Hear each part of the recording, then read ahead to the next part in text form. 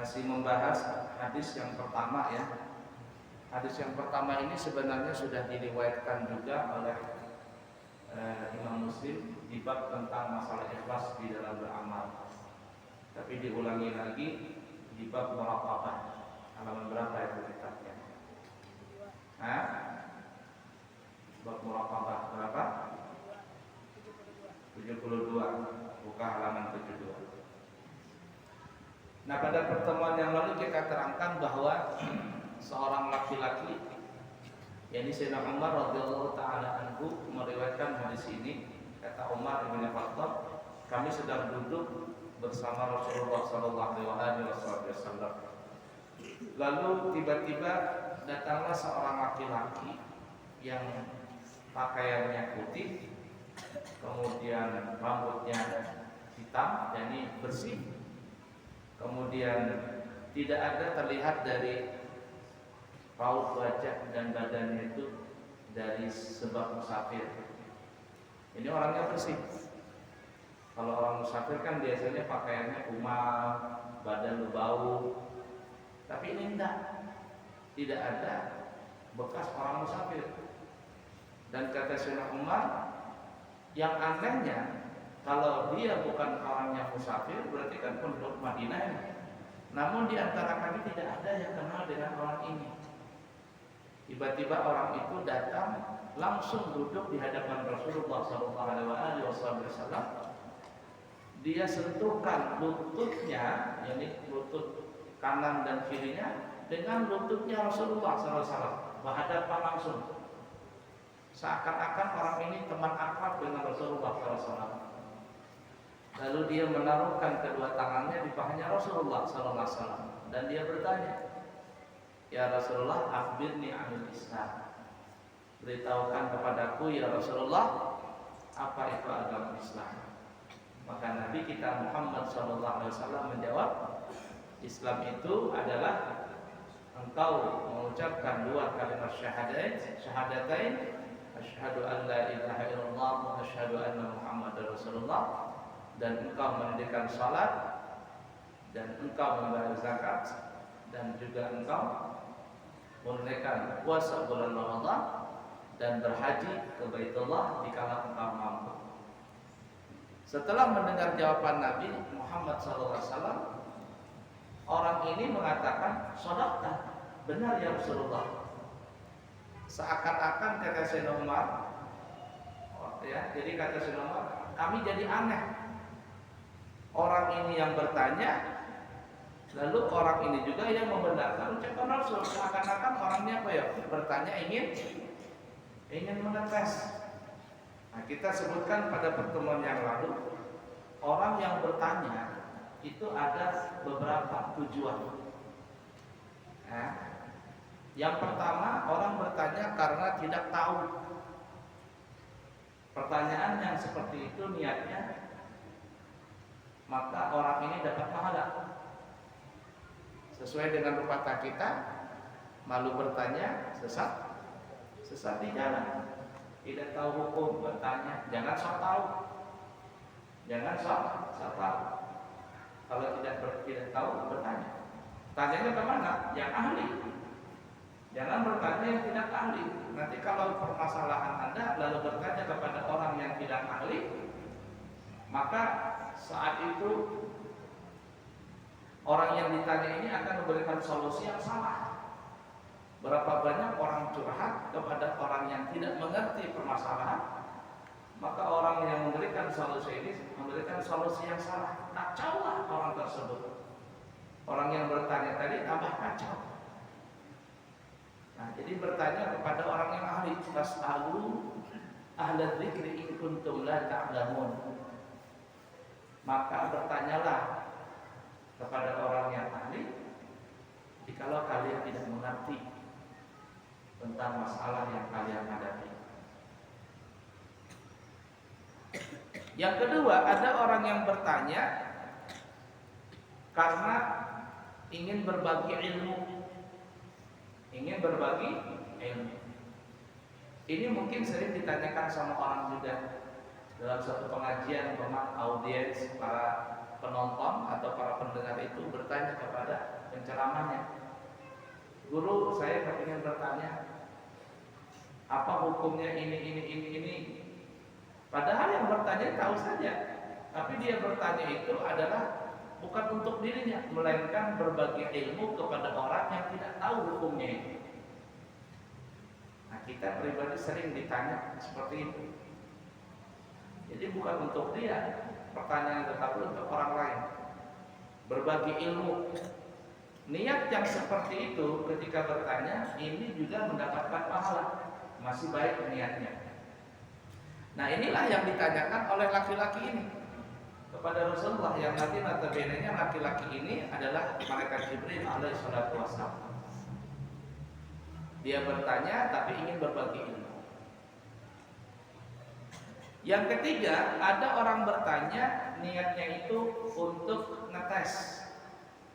Nah, orang yang ngetes ini ada dua niatnya. Ada niat ngetes untuk menaikkan derajatnya orang yang ditanya. Seperti seorang guru bertanya kepada sang murid, apa hukumnya ini? Apakah guru tidak mengerti? Jawabannya itu, tahu, guru mengerti tentang soal yang ditanyakan tadi. Tapi kenapa dia tanya kepada murid? Jawabannya adalah pertanyaan itu untuk mengangkat derajat sang murid. Yang tadi dia tidak tahu menjadi tahu, yang sudah tahu menjadi lebih tahu lagi. Pertanyaan seorang guru contohnya kepada murid untuk mengetes sang murid tadi, maka ini boleh dan bisa mendapatkan pahala. Nah, itu kalau orang berdagang, orang melamar kerjaan, itu biasanya ada interview dulu, ditanya ini, tanya itu, untuk mengetes psikologi orang tersebut yang ingin bekerja di tempat itu. Supaya apa? Supaya orang yang bekerja ini berkualitas, jangan asal-asalan bekerja. Jadi guru juga begitu, ditanya dulu, pantas nggak orang ini dijadikan guru? Akhlaknya gimana? Kepribadiannya bagaimana? Kalau seandainya tidak pantas, bagaimana mau jadi guru? Bikin kacau sama muridnya aja nanti. Kemudian yang selanjutnya ada orang bertanya ngetes, tapi bukan untuk mengangkat derajat orang yang ditanya, melainkan ingin menjatuhkan. Dan ini sering terjadi. Ustaz, saya mau tanya, apa hukumnya ini? Padahal dia sudah tahu, tapi dia tanya kepada Ustaz. Tujuannya apa? Supaya nanti ketika sang Ustaz tidak tahu jawabannya, maka dengan sendirinya si Ustaz itu akan dibikin malu dengan pertanyaan tadi. Atau bertanya, ngetes, kalau seandainya cocok dengan orang yang bertanya jawaban tadi, maka selesai. Tapi kalau tidak cocok, maka akan timbul perdebatan. Dan ini sering terjadi. Kalau orang berdebat itu kan bertanya apa begini-begini, karena tidak cocok dengan jawaban yang ada di otaknya dia, di otak orang yang bertanya. Akhirnya apa? Timbul perdebatan. Pertanyaan yang ingin menjatuhkan seseorang itu adalah pertanyaan yang jelek, bukan mendapatkan pahala, tetapi mendapatkan dosa. Baik, kita kembali ke hadis tadi. Maka malaikat tadi, yakni malaikat Jibril, mengatakan, "Shadaqta, benar engkau wahai Rasulullah." Fa'ajibna lahu yas'aluhu wa yusaddiquhu. Maka kata Syekh Umar, kami jadi heran kepada orang ini. Lah dia yang bertanya, dia juga yang membenarkan pertanyaan tersebut. Qala, maka seseorang laki-laki itu bertanya lagi, "Fa'akhbirni 'anil iman." Ya Rasulullah, beritahukan kepadaku apa yang dimaksud dengan rukun iman. Rukun iman. Buka halaman berapa tadi? Kitabnya dibuka.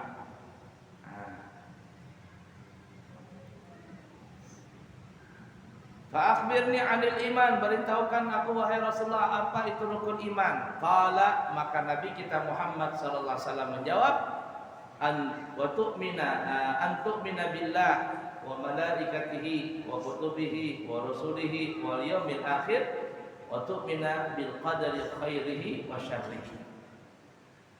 Yang dimaksud rukun iman itu kata Nabi kita Muhammad SAW, engkau beriman kepada Allah. Beriman. Kita tidak bisa melihat Allah, tapi kita meyakini keberadaan Allah itu. Itu yang disebut namanya iman. Berapa banyak sesuatu yang kita tidak bisa melihat, tapi kita meyakini keberadaannya itu. Kipas angin ini, kita yang berada di bawah merasa dingin, sejuk. Tapi apakah kita pernah melihat bagaimana bentuk angin itu? Tidak bisa melihat kita. Tapi kita meyakini rasa sejuk itu ada. Itu disebut iman.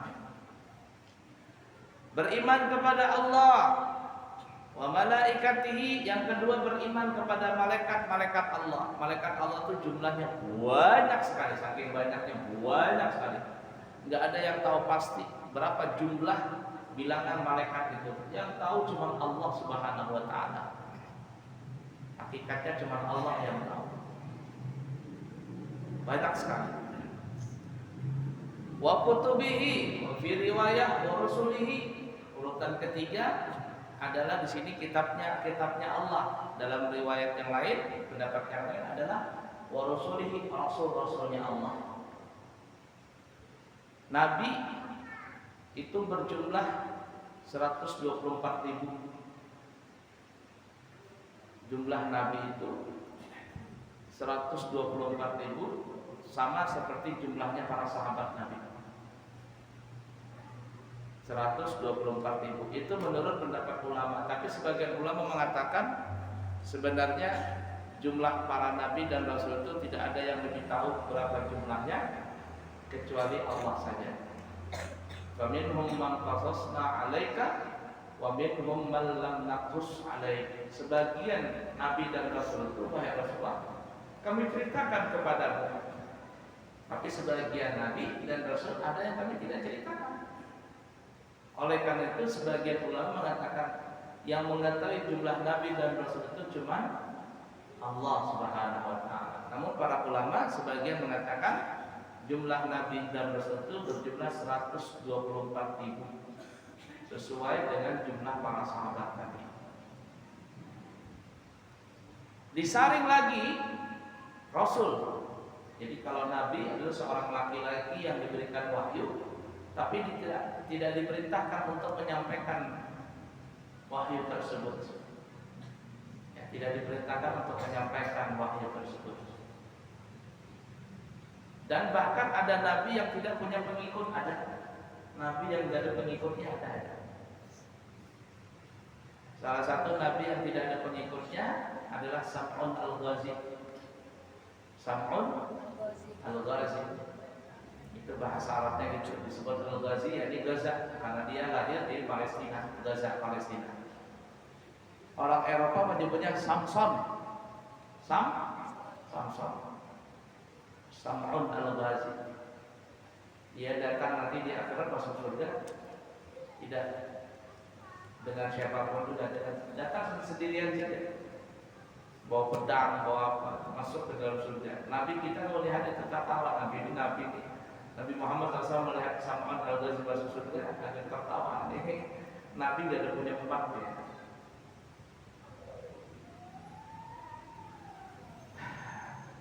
Nah, jumlah Rasul adalah 313. Jumlah Rasul berjumlah 313 Rasul.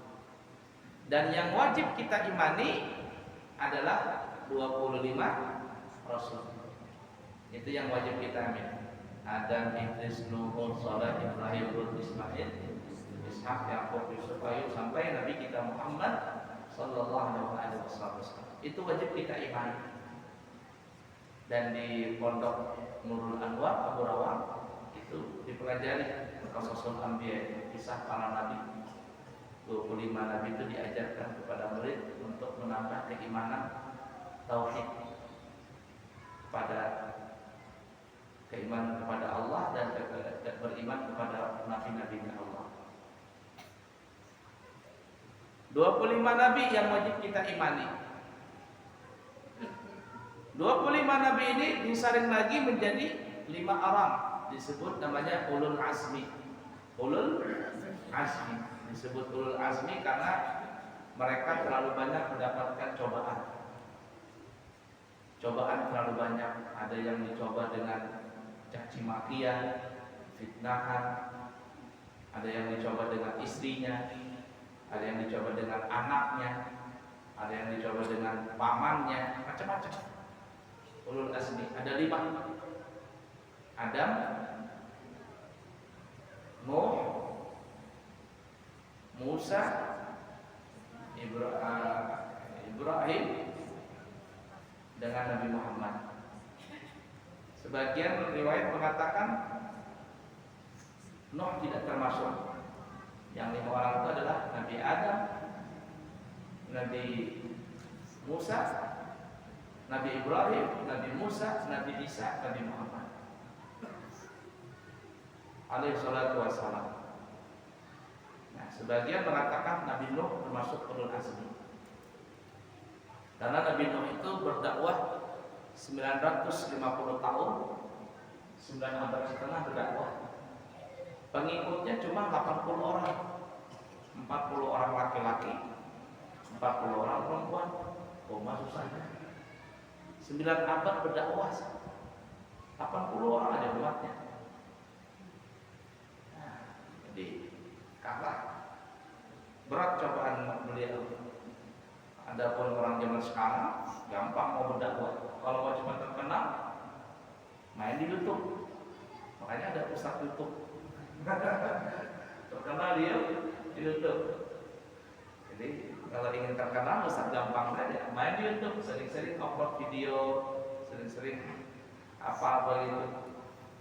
Anak buah banyak, sedikit-sedikit wawancara, sedikit-sedikit apa kegiatan itu selalu di-upload di media sosial. Cepat terkenal. Ya, ala kulli hal. Nabi Nuh kasihan. Nah, kemudian disaring lagi yang ulul azmi tadi, yang 5 orang itu menjadi sayyidul anbiya'i wal mursalin, pemimpin para nabi dan rasul. Siapa itu? Nabi kita Muhammad sallallahu alaihi wasallam. Yang keempat, beriman kepada kutub, kitab-kitabnya Allah. Yang kita wajib iman itu ada 4.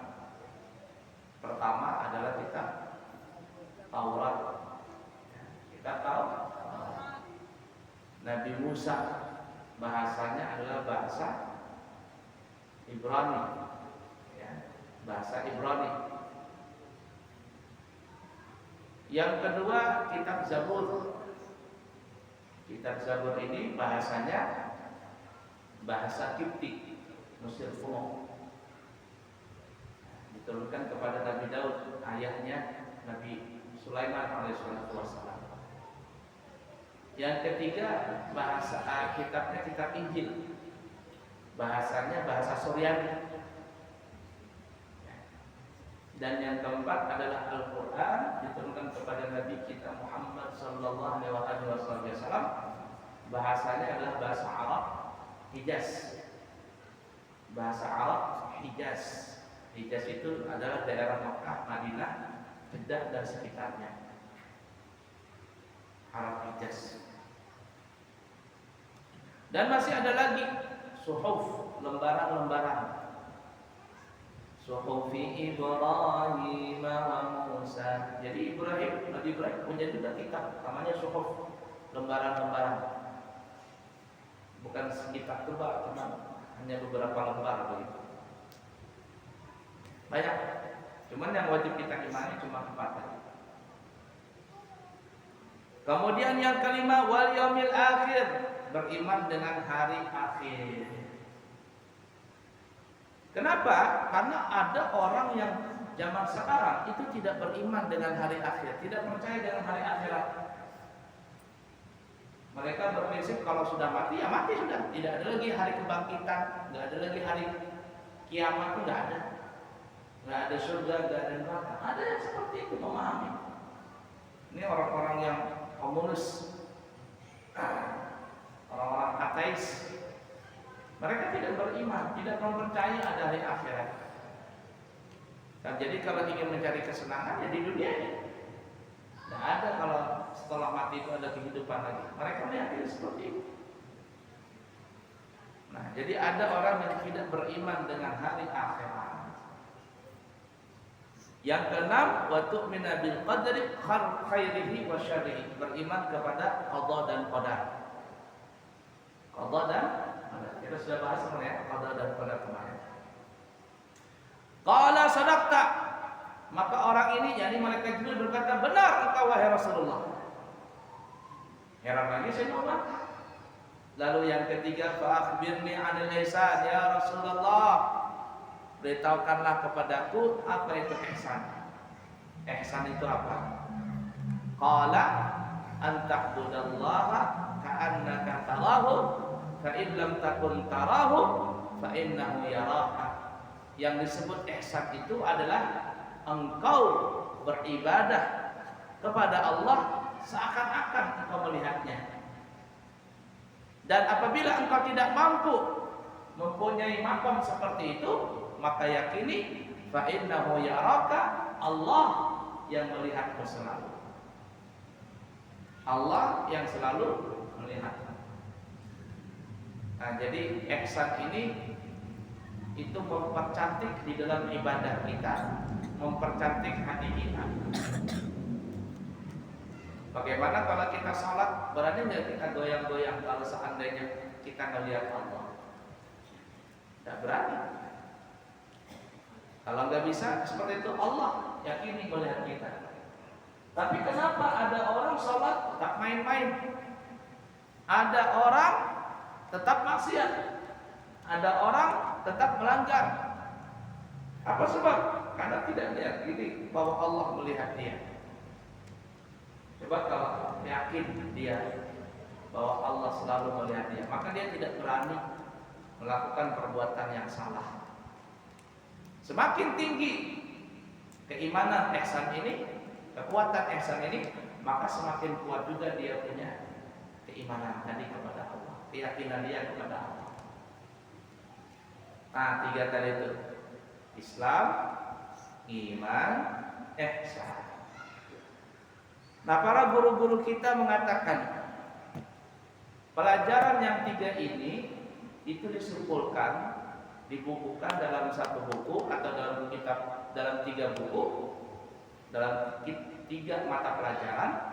Islam itu berbicara tentang syariat, maka itu dikaitkan dengan kitabul fikih.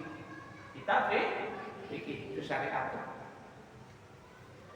Makanya cara sholat, gimana benerin, cara zakat, cara puasa yang berkaitan dengan sholat itu semuanya ada. Dan rukun iman itu dibahas dalam satu kitab, namanya Kitab Tauhid. Kitab Tauhid, belajar ilmu Tauhid. Belajar ilmu Tauhid itu berkitab, jangan dengaran. Kalau dengaran belajarnya, nah ya sudah. Ketika tidak punya kitab, lalu dengaran saja kawan seorang guru, gurunya ini juga kalau berkitab. Lalu apa? Ilmunya ilmu sebuku biar orang. Ilmu sebuku, apa yang ada di otak gurunya dia dikeluarkan. Menyimpang. Berkitab, ada kitabnya, kitab tauhid, macam-macam kitabnya, banyak sekali. Dasar kalau di pondok itu yang belajar kitab tauhid itu dasar adalah aqidatul awam. Kitab aqidatul awam itu dasar daripada belajar ilmu tauhid. Ya, pondok di Ampul Awam diajarkan sama belajar kitab betulnya tauhid ya. Risalah tauhid karangan Guru Ja'far Syabra.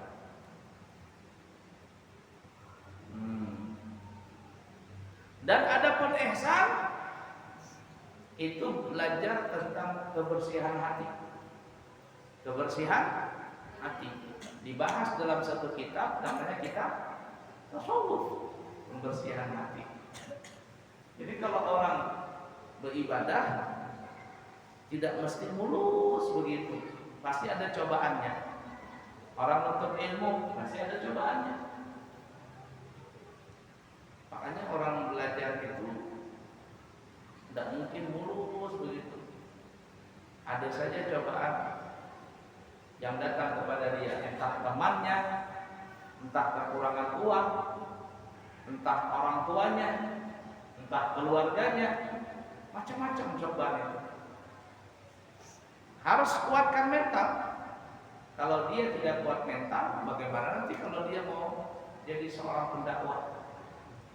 Orang pendakwah itu nanti seorang ustaz pasti banyak cobaannya. Ada yang berkhianat dengan dia, ada yang ngomongin dia, ada yang memfitnah dia. Kalau nggak kuat-kuat, jatuh.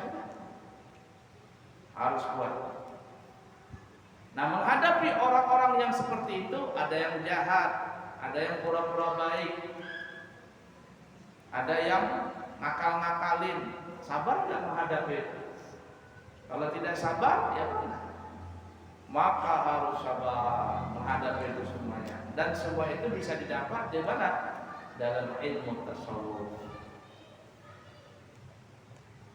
Nah, setelah pertanyaan yang ketiga, qala, maka orang itu bertanya lagi, akhbirni anis sa'ah, fa akhbirni anis sa'ah. Ya Rasulullah, beritahukan tentang hari kiamat. Jadi kapan hari kiamat ya Rasulullah?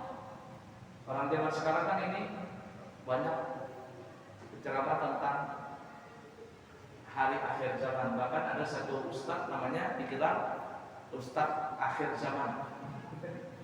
Kalau beliau ceramah pasti tentang kiamat, tentang tanda-tanda kiamat, pasti sudah. Makanya digelar Ustaz akhir zaman. Dan yang memang benar, kita sekarang berada di akhir zaman. Berada di akhir zaman. Nabi saja ketika Isra dan Mi'raj melihat malaikat Israfil itu mulutnya sudah di ujung trompet, sangat dekat. Nabi saja waktu Isra dan Mi'raj melihat ada seorang nenek-nenek memanggil Nabi Muhammad dengan perhiasannya banyak sekali. Ya Muhammad, ya Muhammad, kata nenek-nenek ini. Tapi Rasulullah tidak berpaling, terus saja berjalan. Lalu Jibril bertanya kepada Rasulullah, ya Rasulullah, apakah engkau tahu siapa yang bertanya tadi? Siapa yang memanggilmu? Kata Rasul, tidak tahu ya Rasulullah. Kata malaikat Jibril, yang memanggilmu itu adalah dunia. Berbentuk nenek-nenek yang pakaiannya emas berlian di badannya itu. Malaikat Jibril berkata, kalau seandainya engkau menoleh tadi wahai Rasulullah, menoleh, apalagi sampai berhenti, maka seluruh umatmu akan terjerumus ke dalam kehidupan hijaunya dunia. Nabi yang tidak noleh saja, Nabi yang tidak berhenti saja, banyak yang terjerumus dengan urusan dunia. Mengejar dunia, tidak lagi sholat, ya, siang malam berjualan aja gawian, ngumpulin duit. Sudah terkumpul duit banyak, sekali ngepas sakit, habis duitnya lagi untuk obatnya. Sholat kada, puasa kada, banyak orang seperti itu, banyak. Padahal Nabi tidak melihat, padahal Nabi tidak menoleh, apalagi sampai berhenti. Banyak yang terjerumus. Bagaimana kalau Nabi menoleh? Bagaimana kalau Nabi berhenti? Maka lebih parah lagi. Dan malaikat Jibril mengatakan, tidaklah dunia itu wahai Rasulullah, umurnya dunia itu melebihi daripada umurnya nenek-nenek. Jadi malaikat Jibril menggambarkan waktu itu Nabi Islam sudah 14 abad yang lalu. Umur dunia itu seperti nenek-nenek yang sudah mau mati sudah. Apalagi sekarang ini.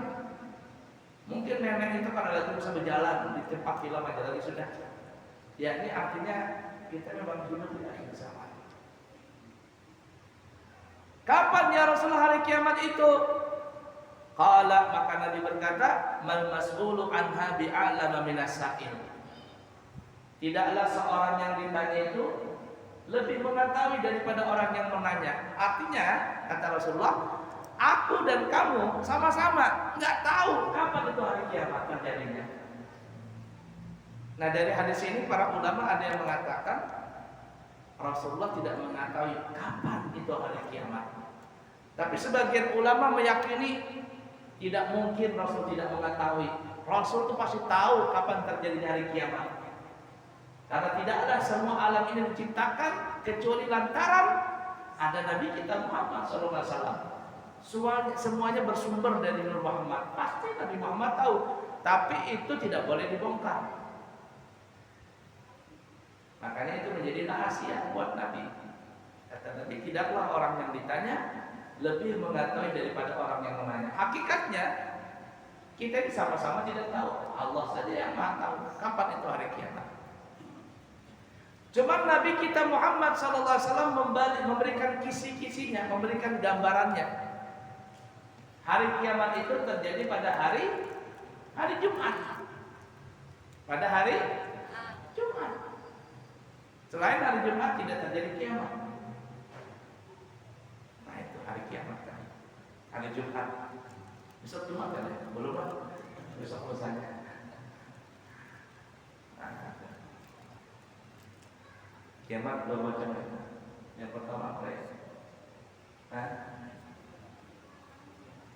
Setelah jar guru kiamat jar. Ini guru lucu aja. Kiamat itu ada dua jar guru. Jadi kan apa guru? Nang pertama dan kedua. Nah kalau nang kedua itu jar guru kiamat. Nah hancur-hancuran. Kiamat yang pertama apa? Sakit paru, anak bahiran. Imbah itu kali selawat atau kejaran ada terbuka-buka. Hampir di situ itu kiamat jar guru. Kiamat pribadi. Ya, anak bahiran ini kadang mau terbuka sampulannya, simpulannya. Ala boleh hal. Nah, cuman Nabi memberitahukan hari kiamat itu terjadi pada hari Jumat.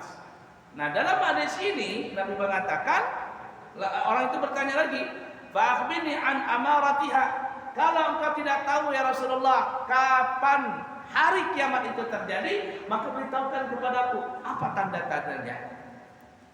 Apa tanda-tandanya?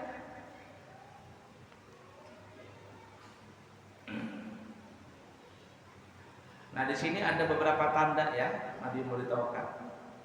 Qala, yang pertama kata Nabi, tanda hari kiamat antalidal amatu rabbataha. Antalidal amatu rabbataha. Salah satu tanda hari kiamat itu kata Nabi, apabila ada seorang amah, budak belian, budak perempuan melahirkan tuannya. Bagaimana maksudnya ini? Seorang budak perempuan melahirkan anak dan akhirnya anak itu menjadi tuannya.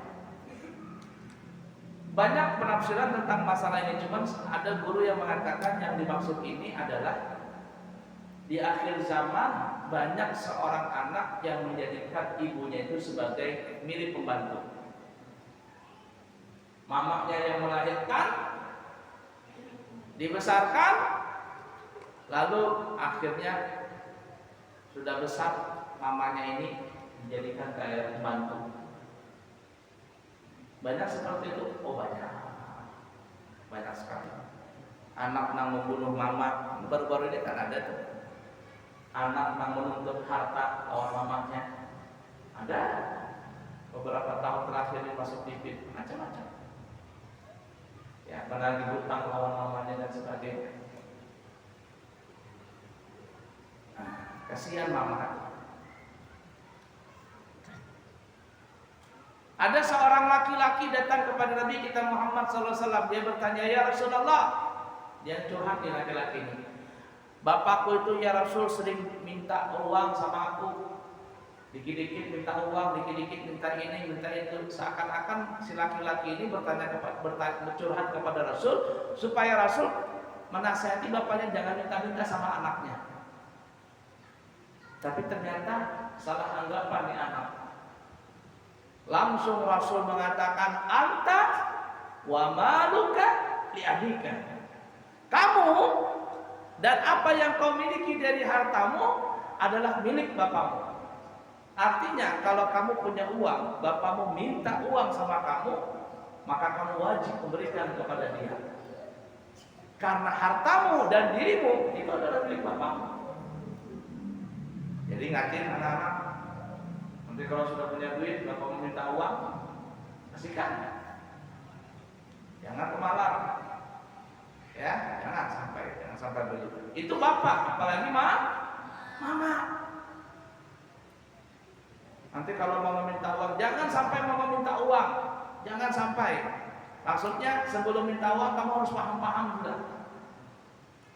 Taruh duit itu ditaruh di mana begitu. Mama kalau mau ambil aja. Begitu jadi anak.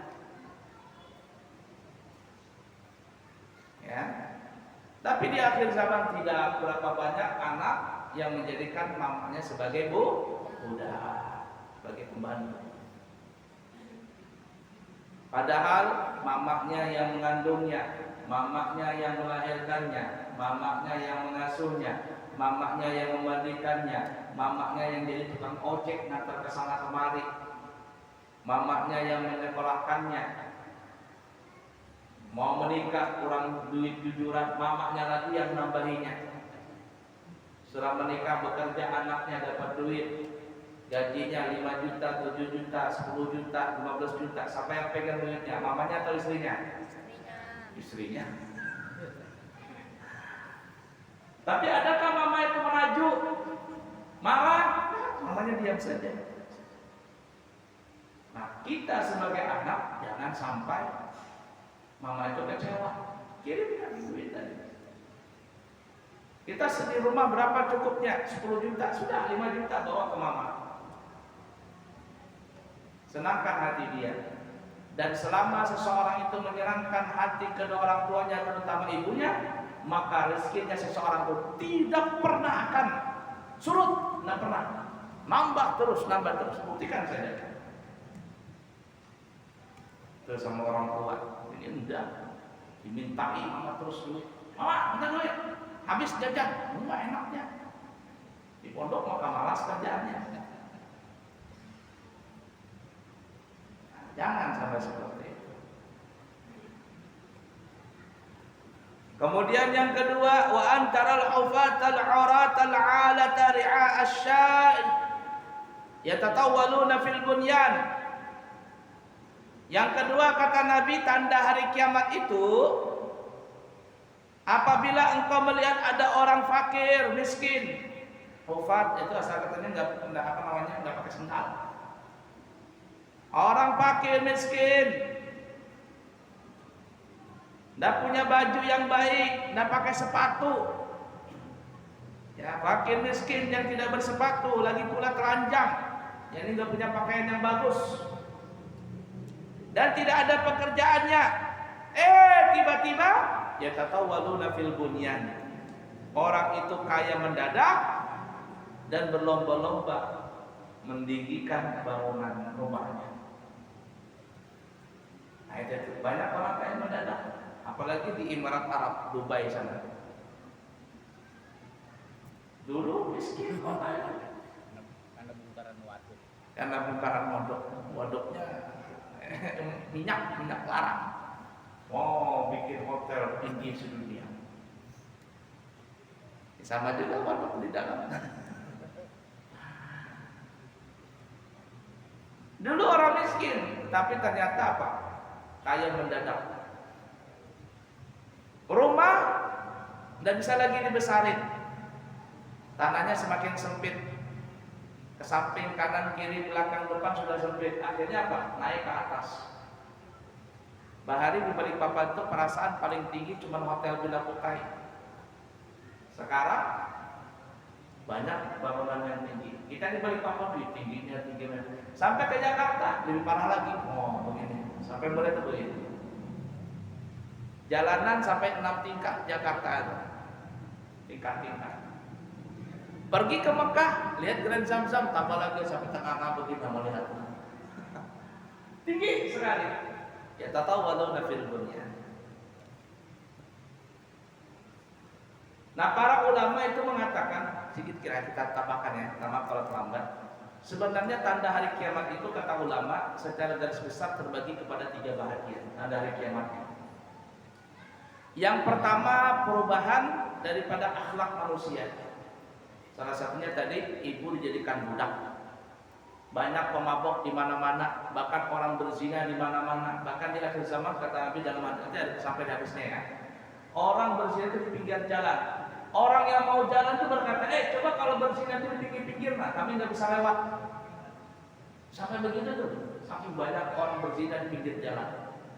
Insya Allah kita di Balikpapan ini belum ada seperti itu, yang berzina di pinggir jalan. Tapi kalau berpacaran di pinggir jalan, repotnya. Terutama kalau malam minggu, handak penyelip itu lah, penyelip susah. Begoncengan orang berpacaran di malam minggu itu di jalan raya, susah. Perubahan daripada akhlak manusia, berzina, mabok-mabokan, narkoba, pokoknya merajalela maksiat itu. Yang kedua, perubahan fisik dari fisik dunia ini, bangunannya atau fisik alamnya. Bangunan bertingkat-tingkat begitu, megah-megah bangunannya. Itu salah satu tanda hari kiamat. Kemudian yang ketiga, kata ulama, adalah perubahan daripada fenomena alam. Fenomena alam, gerhana terjadi di timur, tengah, dan barat. Muncul dajjal, muncul dabbah, binatang yang besar. Dia bisa berbahasa apapun juga, muncul dengan tiba-tiba dan nanti hilang akan dengan tiba-tiba. Matahari timbul di sebelah barat. Ini semuanya fenomena alam. Nah, jadi kata ulama secara garis besar tanda hari kiamat terbagi tiga. Satu, perubahan mental akhlak manusia. Yang kedua, perubahan fisik alam dunia ini, yakni bangunannya. Dan yang ketiga adalah perubahan daripada fenomena alam. Setelah orang ini bertanya puas, tsumman talaqa falabistu maliyan.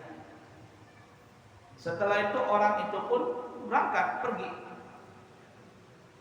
dan kami pun termenung, bingung memikirkan siapa yang datang tadi. Tsumma qala, lalu Nabi kita bertanya kepada Umar, ya Umar, atadri manis sa'il? Umar, apakah engkau tahu siapa yang bertanya tadi? Lalu qultu, aku berkata, kata Sayyidina Umar, Allah wa rasuluhu a'lam. Allah dan Rasulnya saja yang lebih tahu siapa orang yang datang tadi itu. Qala, maka Nabi kita bersabda, fa innahu Jibril. Yang datang tadi itu, wahai Umar, adalah malaikat Jibril. Atakum yu'allimukum dinakum. Dia datang kepada kalian, tujuannya adalah untuk mengajarkan tentang akidah agama kalian. Dalam yang lain setelah itu Masjid Umar kaget, Jibril kan? Keluar beliau dari masjid, cari, hilang sudah Jibrilnya. Umar mencari. Nah, oleh karena itu dalam hadis ini para ulama kita mengatakan arkanuddin, yang tadi Islam, iman, ihsan, itu disebut namanya arkanuddin. Berapakah rukun agama yang dinamakan orang beragama itu berapa? Rukun agama itu 3, Islam, iman, ihsan. Berapa rukun Islam? Rukun Islam 5, mengucapkan 2 kalimat syahadat, salat, zakat, haji, puasa, haji. Berapa rukun iman? 6, percaya kepada Allah, malaikatnya, rasul-rasulnya, kitab-kitabnya, hari akhir, Allah dan qadar baik datang dari Allah.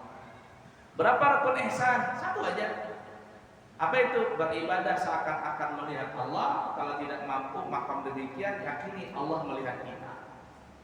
Islam syariat, iman tauhid, ihsan tasawuf. 3 ini kita mesti belajar. Kita tidak mampu belajar kayak di pesantren, belajar tafsir, belajar nahwu sorof, nggak kuat lagi. Sudah Tuhan biar yang Tuhan ini, biar anak biar yang belajar.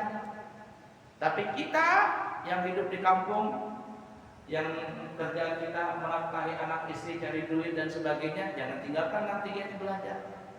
Ada ilmu fikih dipelajari, bujur-bujur, memujurkan bagaimana cara wudu, mandi junub, istinja, salat, bujur-bujur. Jangan saat beribadah tapi karena berilmu. Yang kedua, rukun iman dikuati. Karena banyak orang menggerogoti iman kita ini. Ada ilmu sebuku, Nah, ada persembahyangan lagi, ada pelajaran seperti itu. Ada yang mengatakan Tuhan bermata, bertelinga, berhidung, berkaki, pembuahan Wahabi. Ada yang pelajaran tasawuf, membersihkan hati. Kalau tidak belajar membersihkan hati, ya tadi ada ikhlas, kena cobaan sedikit, ngambang, ya hampir, apalagi merajuk. Kalau ada kuat belajar tasawufnya, nggak kuat dia dalam apapun juga. Kalau orang pada bertasawuf tadi seakan-akan dia protes, kenapa ya Allah engkau jadikan aku begini? Maunya aku begini, dia jangan. Kenapa? Karena dia tidak belajar tasawuf tadi. Nah, 3 pelajaran itu iman, Islam, iman dan ihsan itu disebut namanya arkanuddin. Wallahu a'lam bishawab. Subhanakallahumma wa bihamdika asyhadu an la ilaha illa anta astaghfiruka wa atubu ilaika wa akhiru kalam. Assalamualaikum warahmatullahi wabarakatuh.